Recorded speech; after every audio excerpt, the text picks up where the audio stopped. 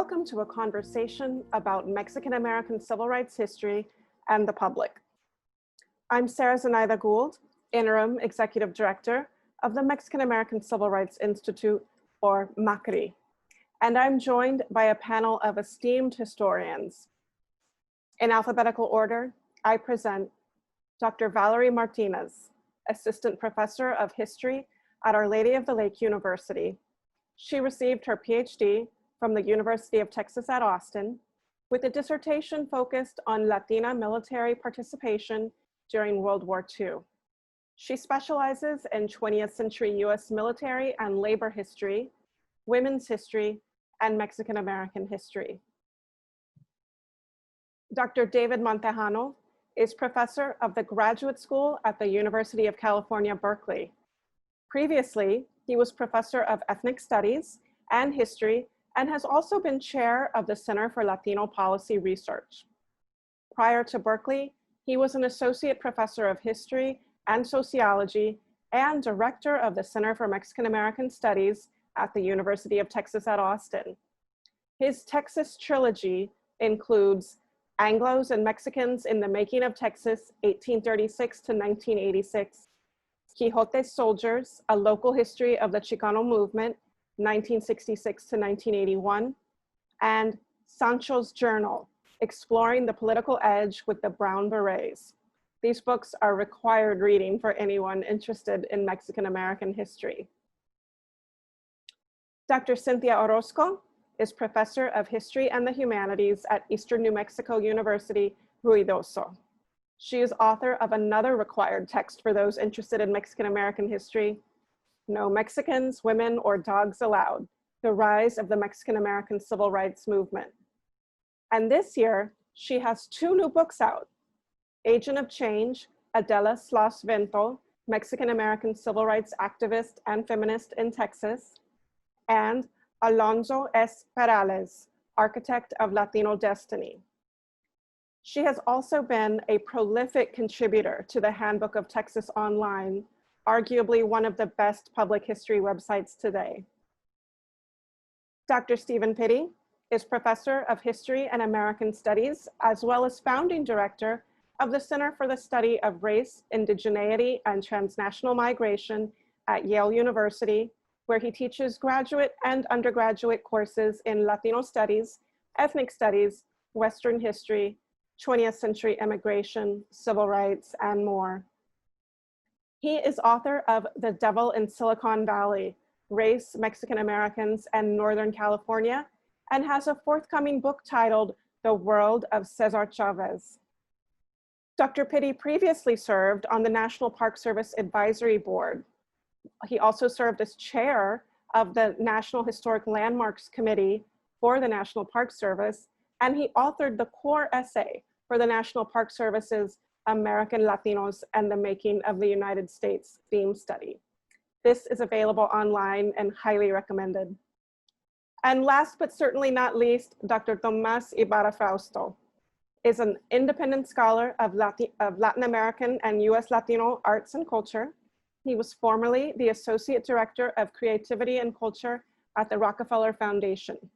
Prior to that, he was a tenured professor at Stanford University in the Department of Spanish and Portuguese.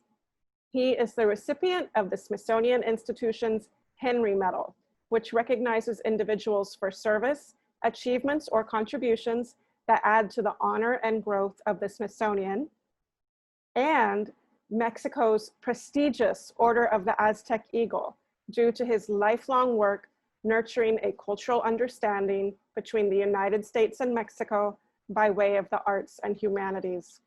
Dr. Ybarra-Frausto has been published in numerous art catalogs, books, and journals, and is the author of Rascuachismo, A Chicano Sensibility.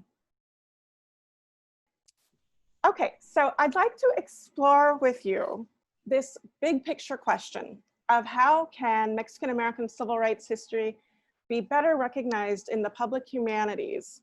And when I say public humanities, I'm talking about things like historic sites, television and radio productions, certainly museum exhibitions, even things like podcasts, public art projects, you know, anything sort of that's available for the public at large. And so what I thought we might do is we might just start with going around and seeing if you have a sort of a big picture answer, and then we'll break it down into smaller sections. So why don't we start with the first person that I see on my screen, which is Dr. Orozco.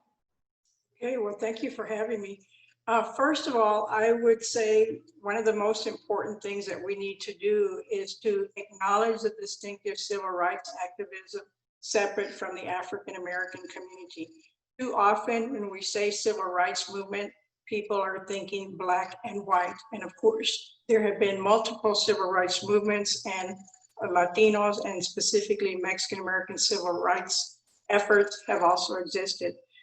Secondly, I would say that state boards of education, such as that in Texas or any place, whoever is in charge of state curriculum, that they decide to include us, because too often we have been either unconsciously excluded or purposely excluded. So that would be a second thing. And thirdly, I would also call for the greater inclusion of women in these stories, and also LGBTQ people in our stories as well, so that we can have a greater inclusion, and hopefully we can use the current research that is out there to amplify our stories. Well, that's such a softball question. It's so soft. I don't even know how to answer it. Okay. I'm actually, it's frustrating, you know, so that you even have to ask that question today in 2020, you know? I mean, all of us individually have been doing this kind of representation in our individual endeavors. Everywhere we go, we're presenting Chicano or Chicana history, you know? So you're asking what has to be done? I mean, that we haven't already tried and been doing?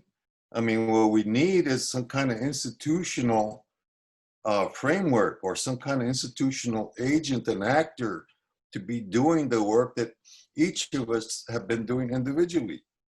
I mean, it's been reliant on our own volition. You know, we don't have a, you know, or maybe there's a department somewhere, a Chicano, Chicana department somewhere that's been doing this. But I mean, I really don't know how to answer your question. What do you mean? How do we make ourselves known to the United States of America? I'm frustrated by the question. Well, I think that, can you hear me? Yes. I think that even though a lot of us have been working in the field for a long, long time, there is a difference between the time when we were working in the Chicano movement in the 60s and today. I think the Latinx generation, the Latinx or the Latin Z generation, have concerns and think differently than we did. And I think maybe this, whatever we can do to have a dialogue, one, so they don't forget, you know, what Montejano said that we've been doing for, you know, 50 years. On the other hand, I think that no matter that we've been doing it for 50 years, there's still a lot of people that don't recognize, you know, the strength and the fact that, you know, we're the largest ethnic minority in the country. A lot of people don't know that. So there's still room to write op-ed pages and share, you know, what the past, and also make a bridge to the new generation.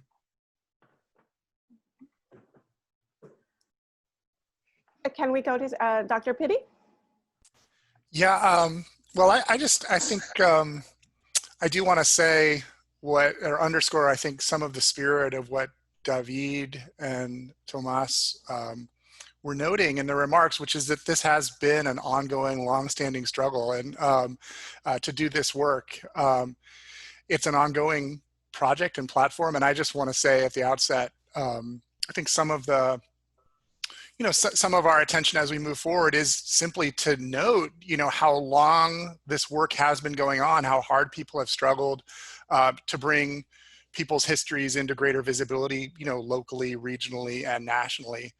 And I think some of the work that we need to do going forward really is to focus attention on the tremendous wisdom that has been accumulated over, many generations of historical work, both academic scholarship, but also the kind of historical work that's happened within communities, within families, within neighborhoods, within community and other institutions, within local museums, local libraries, and so forth. So, one thing I think that's really important as we continue to advocate for greater representation, greater understanding, greater wisdom, greater institutionalization, is to appreciate how hard people have been working and to continue to tap into the generations of work, that have brought us as far as we've come.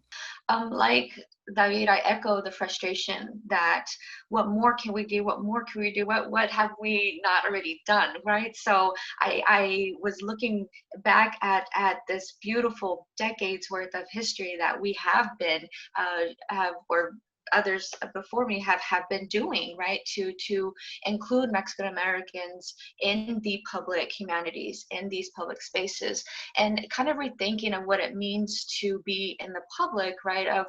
I was rethinking of how can we reconceptualize kind of the public, right? What does it mean to participate? And I do agree that we do need an institutionalized space. So I was very happy that finally on my grandmother's 91st birthday on July 27, 2020, that U.S. House Representatives did approve the National Museum, right? So we have the National Museum of the American Latino. So I'm very, very proud that we finally will have this kind of institutional space. But what about all the other spaces, all the other activities that have been doing? How can we institutionalize those spaces, right? So museums, these again, institutionalized spaces have such prestige and an aura of wisdom, right? So how can we elevate the Museo del Guasay, right, to that stature? Because this is where, as Stephen was saying, these efforts at the local level have been ongoing. How can we elevate the community mural walks, right? These murals that are across the landscape, right? Especially here in San Antonio, in Los Angeles, different locations across the United States. How can we elevate that to a stature of a museum, right? To where this is where the public entrust that knowledge is just born, right? I completely get that, and I agree that we need to have, but how do we also elevate these additional spaces that we have? And I think we need to rethink what it means to have that prestige in these locations. I think it means to rethink what is the representation of this public knowledge in these spaces. So we need to either reclaim or reassert, right, to these spaces that we already have been creating across the cities, across the nation. Thank you. That was great. Okay, I'm gonna switch over. Okay, my next question actually might be a little repetitive at this point, but we'll give it a shot. The question is, what is the history of presenting Mexican American civil rights history to the public? So we've heard this frustration about we've been doing this work, but could you maybe give a few examples or even speak about your own work and how that work is there? I do think it is so important to establish we didn't just suddenly show up last week, right? Hundreds of years. Okay, so let's start with Cynthia Orozco. Okay, first of all, I want to mention there's been so many efforts locally, statewide and nationally for so many decades already. But one thing I wanted to point out that's very rich, especially for San Antonio, is in the 1970s, a newspaper writer, Veronica Salazar, was conducting interviews of Mexican American civil rights activists and publishing them in the San Antonio Express. That's one thing I wanted to mention. Also, I want to thank Carlos Laralde, very early on wrote a book called Mexican American Movements and Leaders. I think that was an important book. Thirdly, I want to mention, as you have already noted, that the Handbook of Texas, published by the Texas State Historical Association, has been online since around 1992. And as you mentioned, I myself wrote 80 articles on Tejano history. Teresa Costa, Maria Cristina Garcia also wrote numerous articles, which include civil rights activism.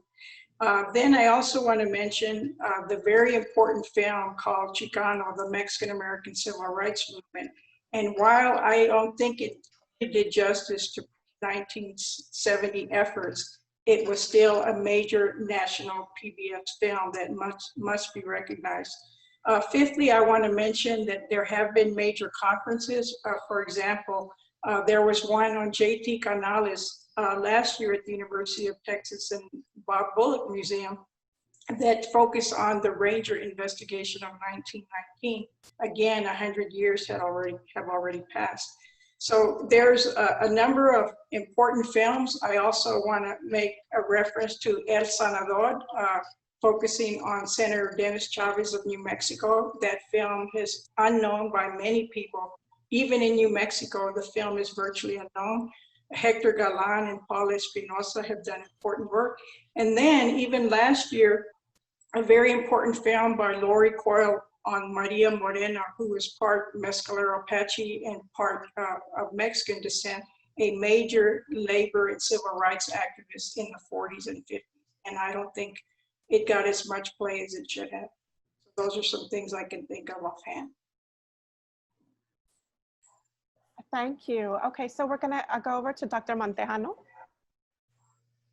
Well, you know, one of the ironic things about this Trump era is that Mexicans and Mexican Americans are now a national minority, no longer a regional minority. We're now on the national map. We are to be as feared as African Americans wherever we go. Okay, so we are a national minority now. We're on the map, ironically, and maybe perhaps in a way that we didn't want to be. But in any case, you know, clearly, okay, in spite of my frustration, all right, I recognize that we still have an obligation to educate and educate everybody, not just our own, which we're trying to do through our universities. I think we're doing a fairly good job. I mean, I think the kind of knowledge that has been accumulated over the last 20, 30 years is very impressive. However, that's been contained, that's been segregated in a sense, even on universities. I mean, you know, in other words, I mean, we're just trying to hold on to our Latinx generation, but what about the non-Latinx folks? What about all the visitors to San Antonio who still think that the Alamo was part of the United States and that Santana invaded the United States? I mean, we're dealing with we're not just dealing with ignorance, we're dealing with having to counter a narrative, an established narrative about the winning and building of this country. Tomas, would you like to go next? Well, yeah, I was thinking that I agree with Montejano about a new narrative. I think we have to create or at least articulate this new narrative that includes a connection with other minorities. For example, the Black Lives Matter movement is very significant, and some of our folks have been participating in that, in all those new ways of dealing with racism and historical forgotten histories. And I think that at one time during the Chicano movement, we did make connections, but most of the connections were the Native Americans. The Native Americans, we had institutions that were Chicano Native American institutions. I also think that now it's the narrative, the new narrative is a global narrative, whereas most of us during the Chicano movement sort of focused on a national or a regional or a local. Now I think really it's a global narrative that includes, for example, the expansion of all our communities, so that it's no longer just Chicanos. Every community now has people coming from all over 22 countries in Latin America. I think that that's important to connect. Very organizations, Chicano organizations, have to connect with. We did in the 60s. We connected primarily with Puerto Rican and Cuban groups, but now we have many more, from 22 different countries in Latin America, Central America, Guatemala, El Salvador. And in terms of the broadening, we have not, for example, in the arts and culture, we're just beginning to integrate that in terms of Latino. What is the new Latino generation? It's no longer just Mexican and Mexican-American. It includes not only African and Asian, but also the spectrum of art and culture. Very few of us can, we don't have at least I haven't seen very few teaching aids or teaching materials for whatever level that includes the newer communities and the relationship of how we are all in many ways part of a same historical experience. We all came, we have a lot of immigrants, migrants. We're not all migrants, some of us are have been here for a long time, but we have constant migration. We have the idea, I think, of Martí, who really talked about Nuestra America. And Nuestra America is, not only the US, but also the Americas. So the people from the Americas are now here. And so we have to make new connections that we didn't make, or we hadn't had to make before. I'm going to go to Dr. Pitti. Again, I think about this more expansively. So I think about civil rights extending well back into the 19th century, for example. For me, efforts by people to affirm their rights as human beings, their rights within an American, US legal framework, have almost always, maybe always, but they've almost always at least been historical. People have made these claims, arguments about their own dignity, their own place in society, by telling historical stories, right? And that's been true in places like Texas, certainly since the 1830s, throughout the Southwest, since the 1830s, the 1840s, and so forth. And so, when I think about civil rights claims to public history, I think about the people in the 1830s and the 1840s who were, to take one obvious example,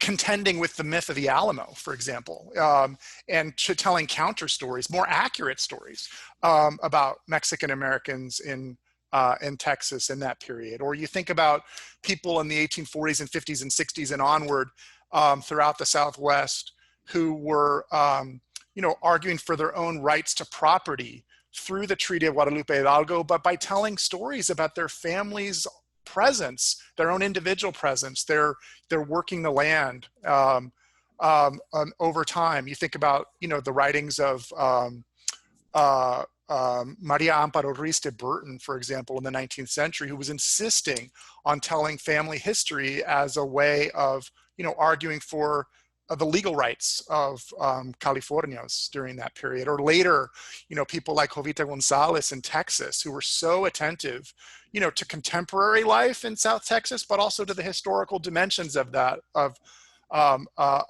people's lives. And, was doing so, I think, with an eye to educating people, capturing that history for sure, educating people about that history, but also to what that history then implied for people's dignity in the present and their rights in the present. So for me, these are important long civil rights histories that are really important to affirm, that in some ways to me, contextualize modern civil rights histories that maybe we often tell beginning with World War II or sometimes World War I, you know, somewhere in the 20th century. But it does seem to me important to remember the longer stories, the older stories that are not institutionalized in museums, right? These 19th century figures and early 20th century figures weren't, you know, trying to institutionalize museum exhibits, partly because museums were quite different in that period. But that doesn't mean they're not part of the story that museums today ought to really be thinking about as they think about how to represent Mexican-American civil rights efforts and the history of those efforts over time.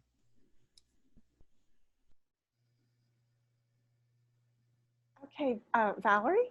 And I love this feel of rethinking of how we have proclaimed and how we have been speaking our history through oral tradition, right? We have dinner table platicas where just listening to people speak about, you know, being in the labor or working in this factory or so, right? So we have been presenting history. We just have to rethink how that presentation has been exhibited. Y'all are doing great, and I think we're going to be able to skip ahead a little bit, which is great. Y'all are just knocking it out. So next question. Given our current moment, what are the obstacles and opportunities to expanding public understanding of Mexican-American civil rights history? And we'll start with Cynthia.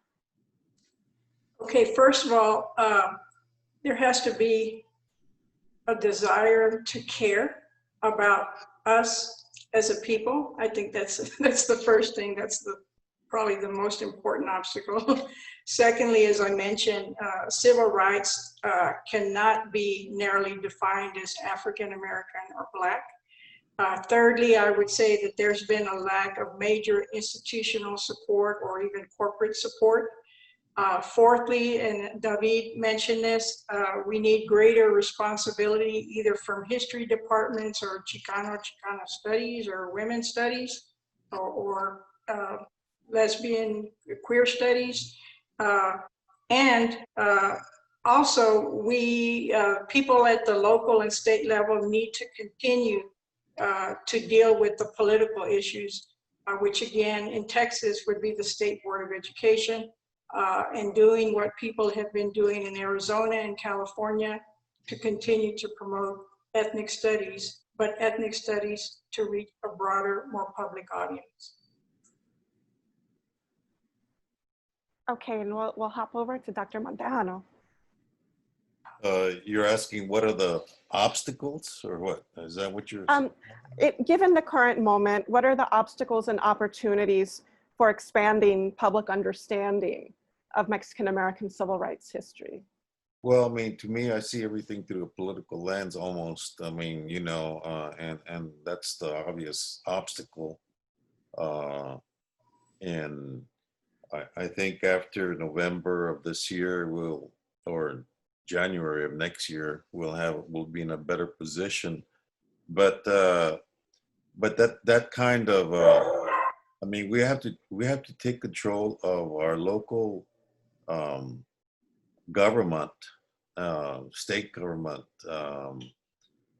and I think that's really the way we're going to advance. I mean, I don't see any other way around that. I mean,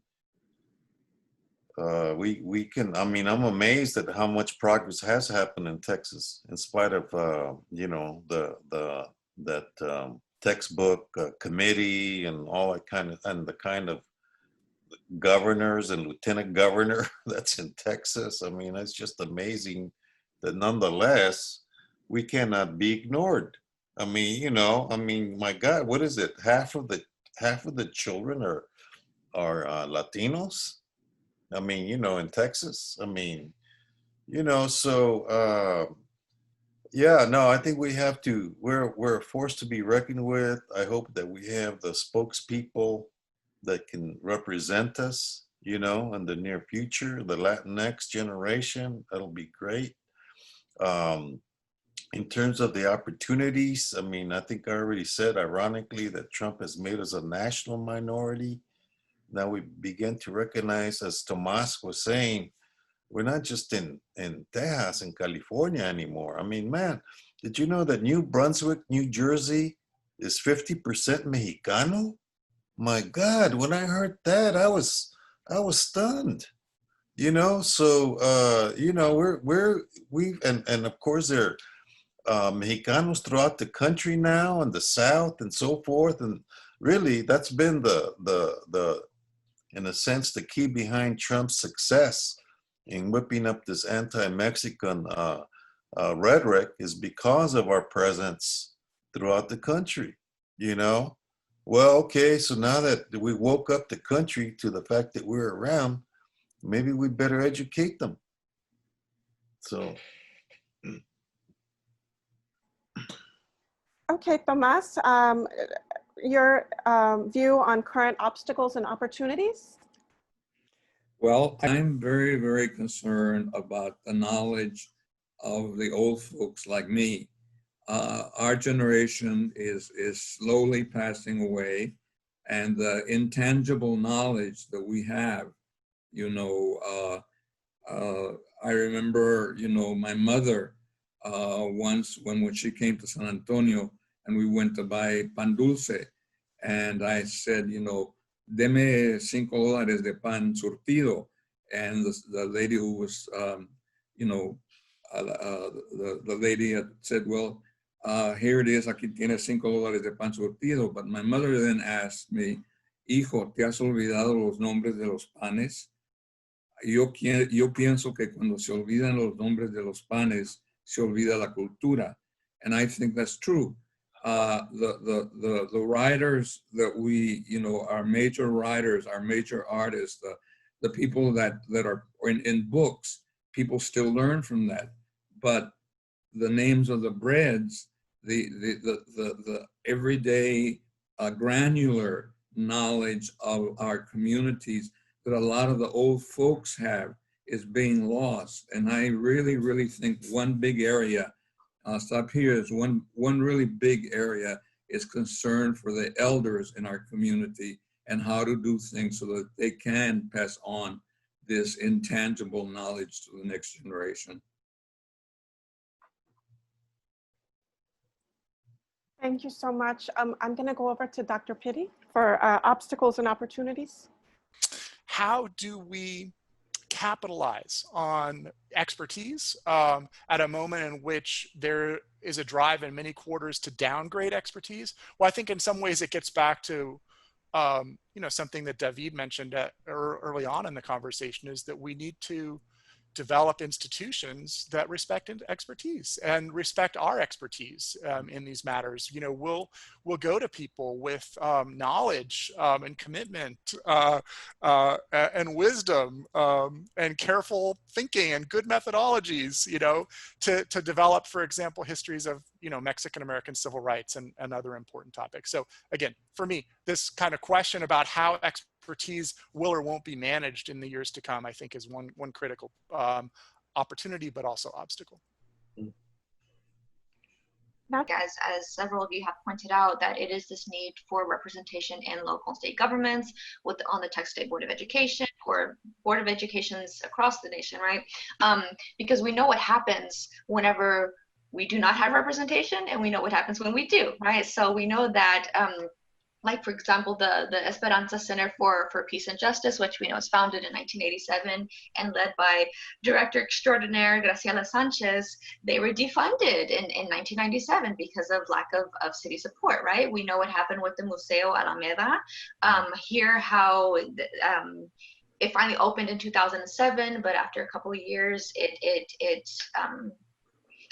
lots of different issues going on, right? There that it no longer ceased to be, and Texas A&M San Antonio took it over, and their lease was also transitioned to the city of San Antonio because of other issues with the DRT files and such. But anyways, what is that the point is that we do need representation, right? And then we know the opportunities that we do have when we have a supportive, for example, city council. MACRI, right? So we see how we need representation on these specific work, on these boards, on these city councils. Aren't they're redesigning the whole Alamo you know, space. I mean, you know, I mean, I'm just wondering if, I mean, see, I really think that this museum is going to have a major presence. You know, it can't, I mean, it has to educate not just our own Mexican American community, but the non-Mexican American community as well.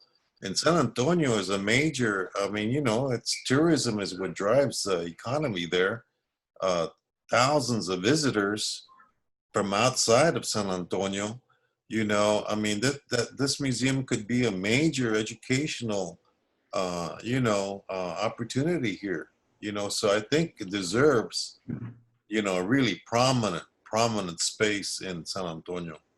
Yeah, and I don't know who sits on that board. I don't know if Sarah, you know, or if you sit on that board or can wiggle your way into it. Somebody, we need representations on these boards because this is how we can have this. These are the ways that we can provide that critical eye if needed. But we have to infiltrate. Yeah. Yeah. That is a wonderful segue into our last question, which is, what might an archive and museum focused on Mexican American civil rights history look like? And we'll start with Dr. Orozco. Okay, I'd like to say that I don't believe that we need another physical archive. I believe the institution should create a virtual archive only, and that it should pay much attention to the visual, such as using the murals that were just shown by Valerie. You could have one-page biographies, you could have photographs, you could have key documents. Also, the Institute might collect interviews that historians have done for their books. It would be awesome to have one place where so many interviews, the audios would be there with different activists and leaders and community people throughout the years. Also, I personally do not believe we need another physical museum. It's too costly.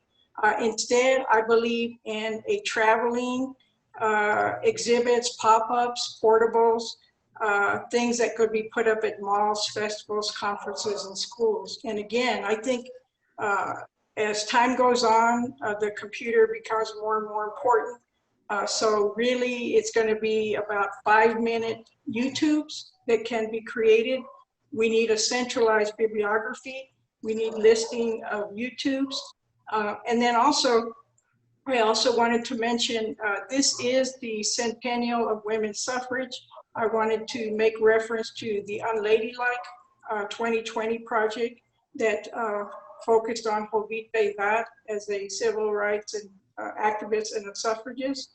And also I should mention that there is a film in the works on Texas women's suffrage movement that does include Latinas, and folks should know about that. And so those are some thoughts. Again, Tomas mentioned the interest and popularity of the calaveras. I think that's an awesome way to popularize our history, our culture, and let's make use of Day of the Dead to get our history and culture out. Cynthia, do you know? Yeah, I definitely digital. Let's explore that, develop that for sure. But we do need a physical presence now. It doesn't have to be. I mean, obviously, you can't take over the Alameda at this point, But how about an extension of the San Antonio Public Library? I mean, they already have a room. They already have a reading room. I could see that reading room being used as an exhibition room for certain, say moments in civil rights history, or whatever, as a start. I mean, maybe there should be an extension of the San Antonio Public Library. There are different ways to configure this, but I definitely do think that besides having a digital presence, we do need a physical presence. I mean, yeah, I firmly believe in that. All right, Tomas, I'm gonna head over to you. I think we have a lot of problems to rethink one of the things that we haven't mentioned, but I think it's very important, as I see it, and I go out to, have gone to conferences, we have a lot of intermarriage. A lot of the new Chicano, the new Latino, Latinx are not just Mexican. They're Mexican Cubanos, Mexican Salvadoreños, Mexican Anglos. And so this, I think, is going to be also growing and growing as we open up new spaces. We also make mestizaje keeps growing in different ways. And so how to capture that new wave of intermarriage. We started in the 60s with, Chicano Riqueños, Chicanos and Puerto Ricans, but now we have all kinds of permutations of that. And I think that those stories and those oppositional stories come from many people that we should sort of like, encourage. Right. I would like to have Dr. Pitti. What is the big story here? What is the framework for thinking about all of this over time? And we've touched on these things throughout this conversation. And I guess I would say it's going to, as with a lot of public history projects, maybe all of them, it's going to be an interesting challenge to develop a framework and a narrative that is appealing to the public and kind of digestible to different groups who bring, very little knowledge to this, and also be a narrative that will be satisfactory to people with deep and complicated knowledge of this stuff, right? So, there will be an urge to offer really hopeful, exciting stories of success and, progress and so forth. And some of that I think is historically accurate and some of it's not, but this framework is also going to need to really, I think, capture and account for and privilege real complexity and conflict within Mexican-American communities, deeply ingrained patterns of sexism and homophobia, anti-Black racism, anti-Native racism, just to name a few things. I think these are things that are going to have to be, people are going to have to be able to go through the experience of passing through the Institute, knowing that these are issues that they want to know more about, right? And how exactly that fits into the broad framework is going to be, a challenge, but a really exciting challenge. And I think this is part of, the opportunity here. Okay, last but not least, Dr. Martinez. Thank you. I would hope that it would be free to the public. Just kind of thinking about the economics of these spaces, right? And acknowledging that these should be free. It should be free. And we'll have to figure out funding, for it later. But I would hope that it is going to be also a very much collaborative project with the community at large. So not just here in San Antonio, but this is the Mexican-American Civil Rights Institute, right? So I would hope that the stakeholders would be vast. I mean, that a lot of community collaboration is going to take place. In addition, I also think that, yes, I am very heavily supportive of the idea of having interactive kind of exhibits. So where school-age children can visit and interact with these items, with whether that be through some type of a director of education or something, or I don't know who, but have some type of interactive exhibitions that students and community members can participate in. So happy to have you with us, and hopefully we will work together in the future in some way to bring these ideas to fruition. It's always so exciting to get a group of people together like you, because there is that interaction of ideas, and gosh, just you're such treasures, and thank you so much for spending this time with us today.